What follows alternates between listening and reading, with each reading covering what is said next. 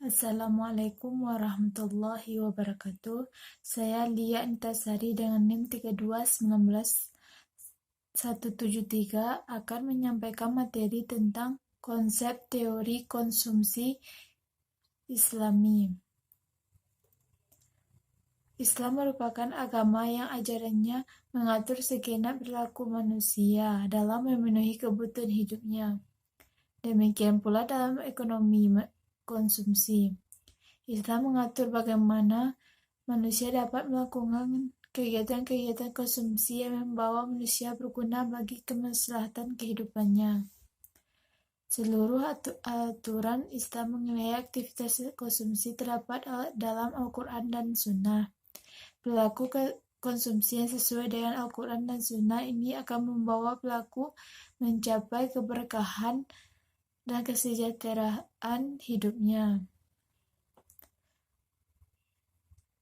Barang-barang kebutuhan dasar, termasuk untuk keperluan hidup dan kenyamanan, dapat didefinisikan sebagai barang dan jasa yang mampu memenuhi suatu kebutuhan atau mengurangi sebagai barang dan jasa yang mampu memenuhi suatu kebutuhan atau mengurangi kesulitan hidup sehingga memberikan perbedaan yang real dalam kehidupan konsumen.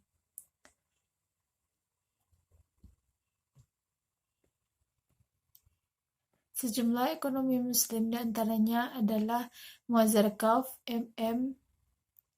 Fahim Khan, Dori Munawar Iqbal telah berusaha memformulasikan fungsi konsumsi yang mencerminkan faktor-faktor tambahan ini, meski tidak seluruhnya. Mereka beranggapan bahwa tingkat harga saja tidaklah cukup untuk mengurangi tingkat konsumsi barang mewah yang dilakukan oleh orang-orang kaya. Diperlukan cara untuk sikap selera dan preferensi, memberikan motivasi yang tepat, serta menciptakan lingkungan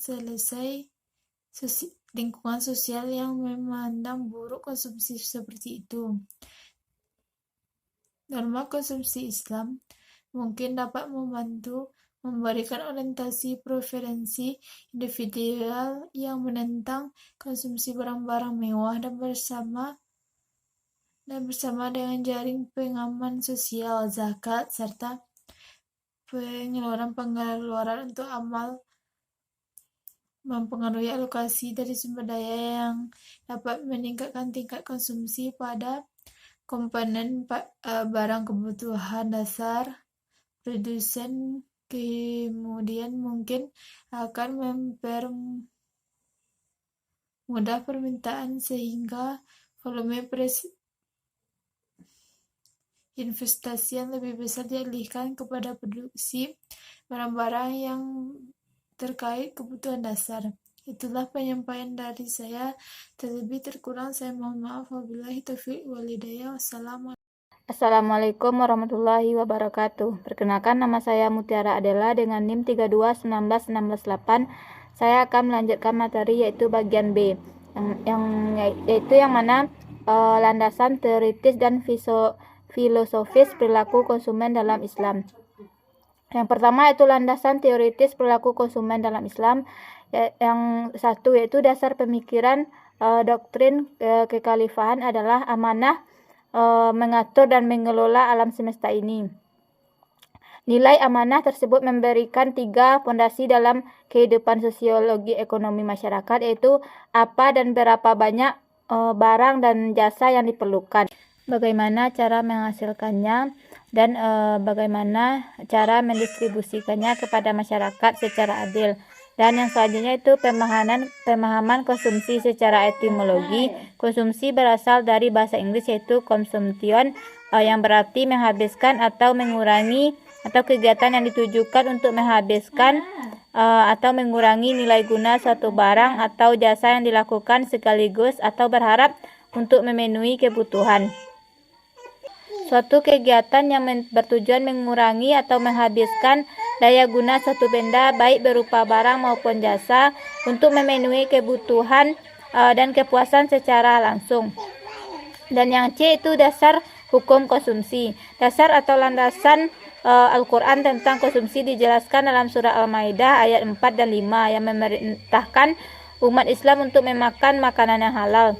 Dan yang selanjutnya itu yang D, batasan konsumsi makanan. Batasan Islam dalam membelanjakan ada dua kriteria. Yang pertama itu batasan yang terkait dengan kriteria sesuatu yang dibelanjakan, cara dan sifatnya.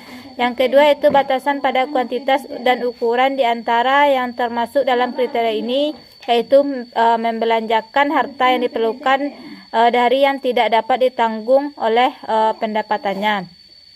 Dan yang selanjutnya itu yang B.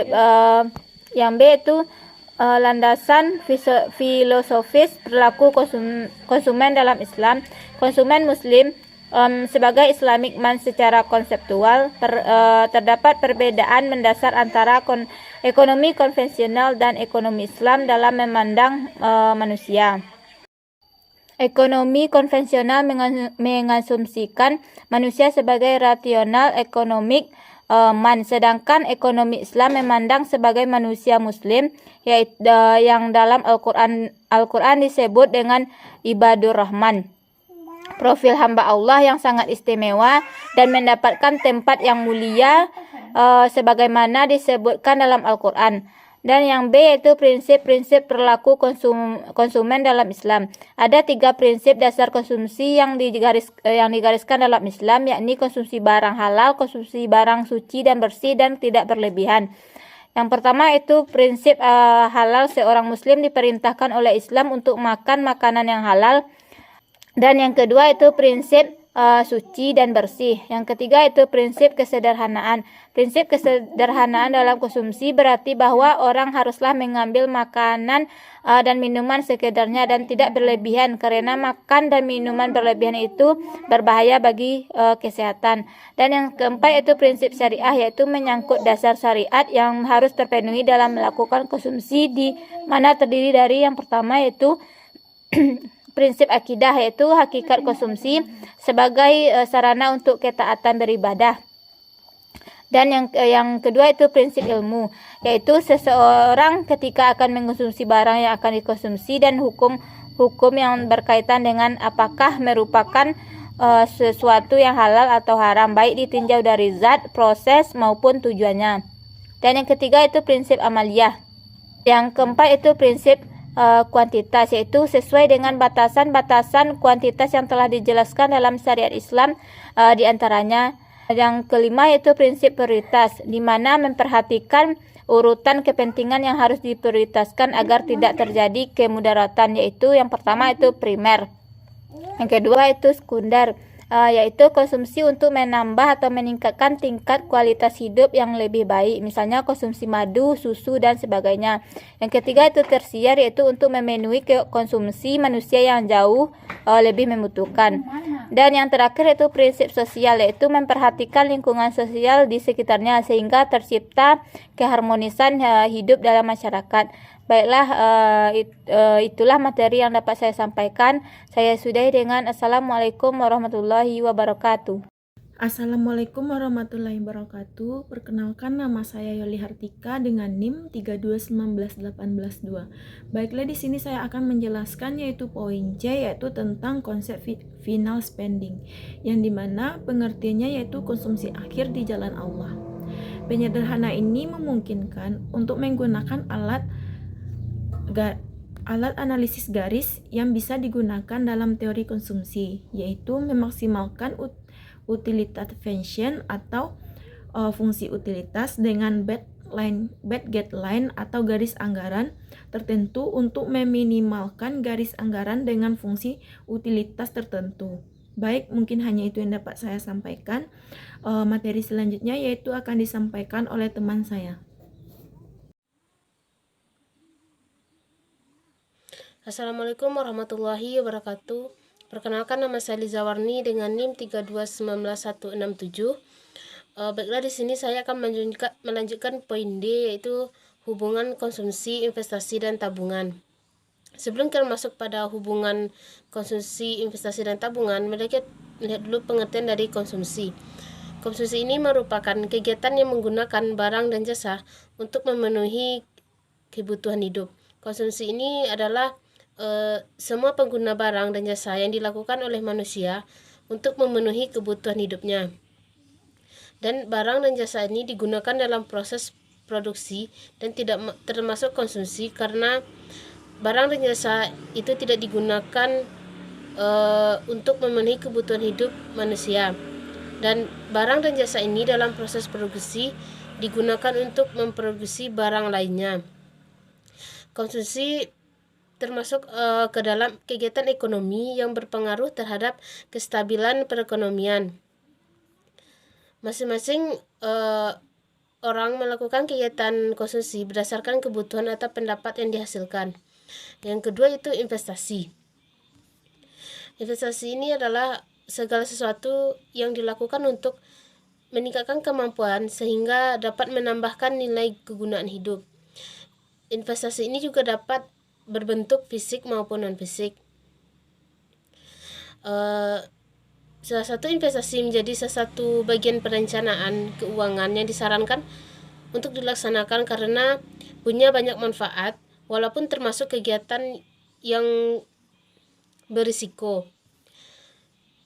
Nah, tujuan dari investasi ini adalah untuk meraih keuntungan yang digunakan untuk dana pensiun, membayar utang, untuk dana pendidikan, dan lainnya.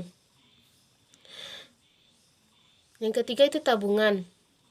Tabungan merupakan suatu simpanan uang yang berasal dari pendapatan yang tidak digunakan untuk keperluan sehari-hari maupun kepentingan lainnya. Simpanan uang ini dapat digunakan dan diambil oleh kapan saja tanpa terikat oleh perjanjian dan waktu. Salah satu tabungan yang paling sering digunakan banyak orang pada saat sekarang ini itu menabung di bank. Banyak kemudahan yang kita tawarkan oleh di bank-bank untuk yang mereka calonkan nasabah yang ingin menabung. Salah satunya kemudahannya adalah dapat menarik tunai secara. Assalamualaikum warahmatullahi wabarakatuh. Baiklah, saya Hikmayanti Rahab dengan NIM 3219171 akan melanjutkan materi yang selanjutnya, konsumsi Islam dan konvensional. Konsumsi dalam Islam diartikan sebagai penggunaan terhadap komoditas yang baik dan jauh dari sesuatu yang diharamkan. Maka sudah barang tertentu memotivasi dengan mendorong seseorang untuk melakukan aktivitas konsumsi juga harus sesuai dengan prinsip konsumsi itu sendiri. Konsumsi memiliki beberapa definisi, yaitu secara konvensional dan Islam. Definisi konsumsi konvensional yakni konsumsi merupakan setiap kegiatan untuk memakai, menggunakan, dan menikmati barang atau jasa untuk kelangsungan hidupnya. Menurut Islam, pengertiannya itu tidak jauh berbeda dengan konvensional, yakni yang membedakan hanyalah pada segi tujuan serta prinsip-prinsip dasar mengenai konsumsi. Jika dalam Islam terdapat 5 prinsip, yaitu halal, bergizi atau baik, makan dan minum secukupnya, tidak mengandung riba, bukan hasil dari suap.